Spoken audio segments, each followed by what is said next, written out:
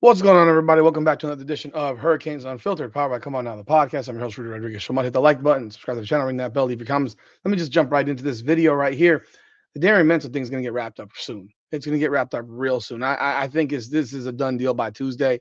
I don't think we're going to see a hearing on Thursday because they moved the hearing up from February 2nd to January 29th, which is this Thursday. I don't think we get to Thursday because there's talk right now and there's reports that Darian Mensah and Duke are in conversation in reference to whatever, which means they're probably talking about how they can resolve this thing and how much it's going to cost. And it seems fairly simple that it's not going to get to Thursday. My guess realistically is this done by Tuesday. I don't think we see Thursday, but let's talk about this. Welcome back, everyone. Give a shout out to the sponsor of the show, Natalie Lopez, attorney at law. When life hits harder than that, law firm and Natalie Lopez hits back harder. Practicing the areas of criminal defense, family law. She can be reached at 954-888-8833. That's 954-888-8833. And on Instagram at nat.guilty, nat.guilty. Appreciate your support, Natalie. Give her a call if you have those needs. Let's talk about it, man, because Darian Mensah was scheduled to have a hearing on Thursday, on January 29th at 2:30 p.m. It was moved up from February 2nd after his team filed a motion to expedite this thing because this actually hurts him if this hearing takes until February 2nd, because the goal is to get him into Miami right now so that he can practice in the spring. One of the biggest things that the Hurricanes didn't have this past year with Carson Beck was that Beck was injured and he couldn't practice in the spring. Heck, he couldn't practice in the summer. He didn't really get the chance to practice until fall camp. That's really when he finally started getting going. And we all know that his elbow probably wasn't completely 100% right until later in the season, which is when you started to see him play much better. But Darian Mensah's situation is pretty important to get resolved. And the reports are now that the camps are in conversation to resolve this. Because look, Duke knows they're not going to win. They know they're not going to win. You want to know why I know they're not going to win? Because they also signed a new quarterback today. They got a commitment from the San Jose State quarterback um, today. So what does that mean? That means, yeah, they already know. They know the deal. Walker Eget, the former San Jose State quarterback, has committed to Duke. So they already know. Like, this is a done deal. This never was about keeping him at Duke. This was about compensation. It's always been about compensation. And Walker Eget, or I don't know how you pronounce his name. He's 6'3", 223 pounds, 3-star guy, coming out of high school, and out of California. Um, but yeah, he last year threw for 3,058 yards, 17 touchdowns, 9 interceptions. This was when this all hit, then there was already conversation that Duke was having this guy visit, which pretty much told you that they knew the writing was on the wall. They knew that they had no shot. They're not dumb. They're not. They don't want to. They don't want to change the landscape of college football. Duke is not on that level. They know that whatever value they placed on Darian Mensah and what he means to Duke was never going to be anything close to what the Miami Hurricanes provide to Darian Mensah and his and his growth. I mean, his growth, his promotion, the whole nine. His brand grows incredibly large playing for the University of Miami in comparison to playing for Duke. Duke averaging less than 25,000 fans per game. Like, if you want to have a problem with how Miami fan base shows up, Duke is playing for an ACC championship game and they got 22,000 people in the building against Wake Forest. I mean, that's how bad it was. Their stadiums only seats 40,000 people. So no matter how good Darian Mensah plays for Duke, people really aren't going to notice. I mean, it's really hard to get attention at Duke, and of course you want your brand recognition. Not to mention, of course, money matters. Money talks, bullshit walks. We all know the drill. And coming with Mensah will be his teammate Cooper Barkett.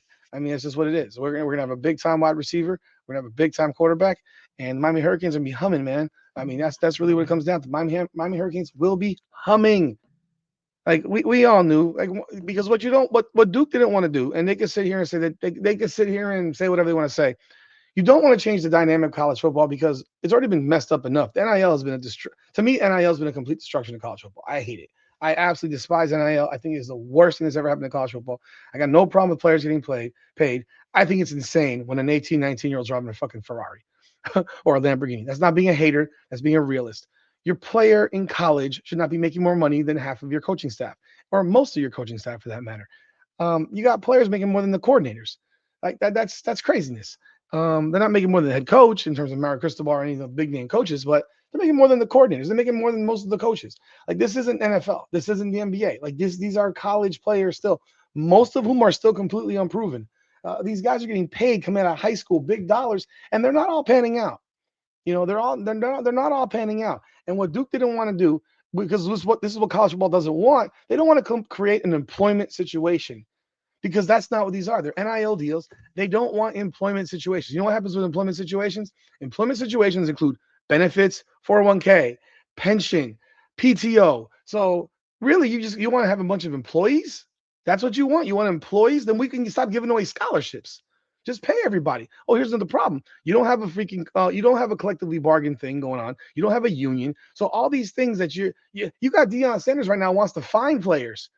I don't know how that shit's going to work out. I think he's lost his goddamn mind. How are you finding players?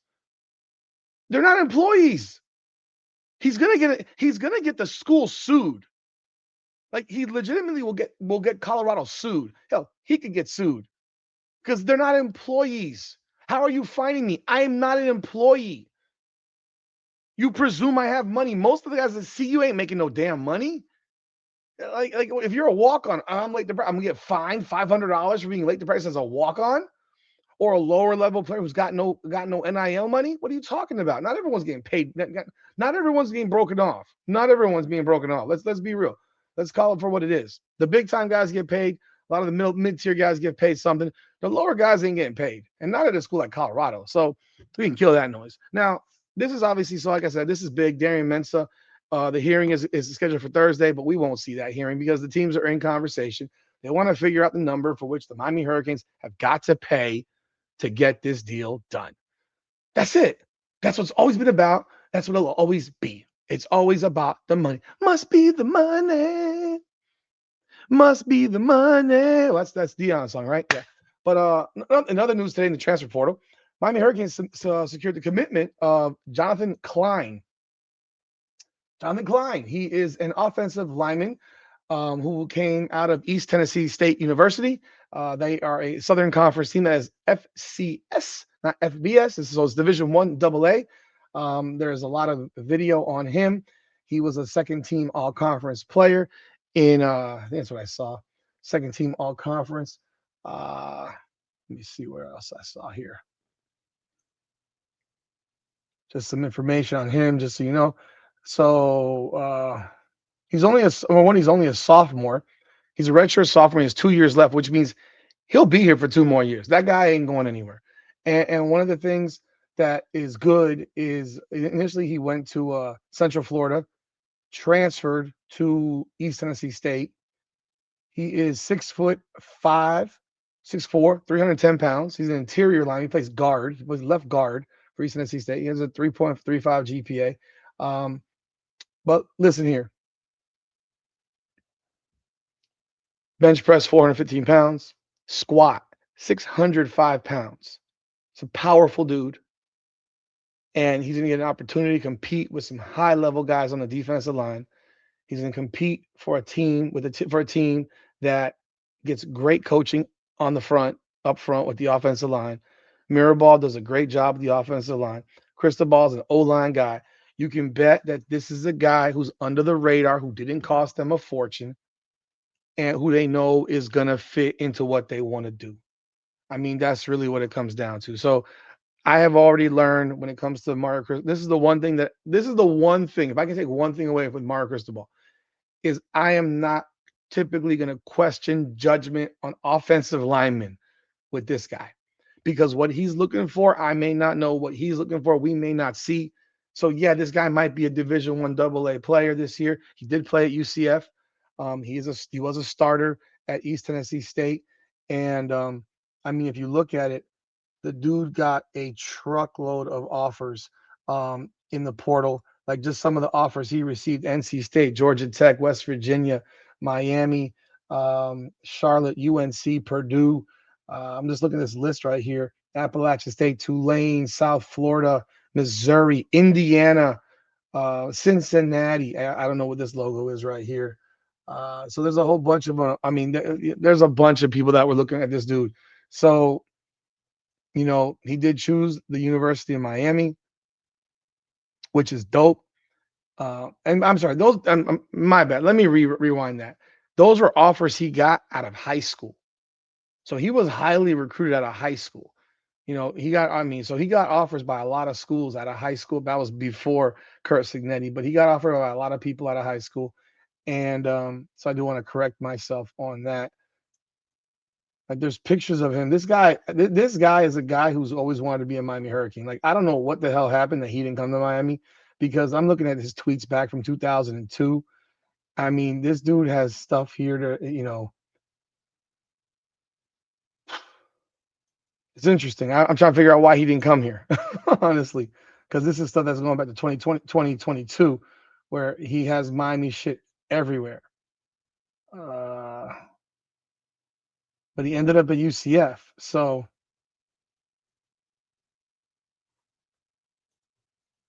yeah, so I just confirmed this stuff. Okay, so he did pick UCF. I mean, that's a little surprising, but he got offers. I mean, like I mentioned, he got offers from Miami. He got Boston College, Cincinnati, Duke, Georgia Tech, Indiana, Maryland, Missouri, NC State, Nebraska, North Carolina, Pittsburgh, Purdue, Vanderbilt, West Virginia, South Florida, Charlotte, Colorado State, Eastern Michigan, Middle Tennessee State, Tulane, UAB, UConn. So he got a lot of offers, and he's one of those guys that clearly was an under the radar prospect. And Miami was on him a few years ago, and I think we've all noticed now that Mario Cristobal, when he's on somebody a few years ago, he wants that guy.